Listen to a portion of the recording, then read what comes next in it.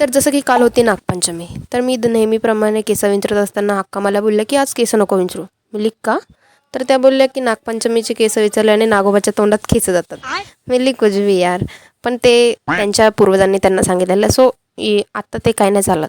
आणि काही पण असू द्या, आमच्या घरी सकाळी सकाळी देवाची गाणी ऐकतातच ऐकतात. आणि तेच ऐकता ऐकता मी लाडू खात होती.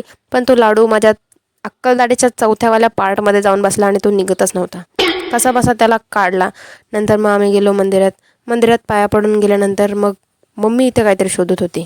मम्मीला बोलली, काय शोधते बाई? मेली बाई, कशाला हे करते? आज नागपंचमी, मागून साप बीप आला ना, उगाच लाकडा होईल. म्हणलं तू असशील सर्पमित्र, मी सर्प भितरे, चल म्हणलं घरी.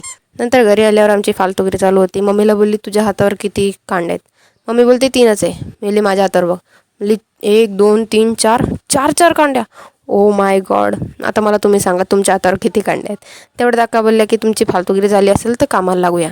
नंतर मग त्या कामाला लागल्या आणि मी तर काही काम केलं नाही, कारण की माझा अख्खा दिवस अच्छू अच्छू करण्यातच गेला.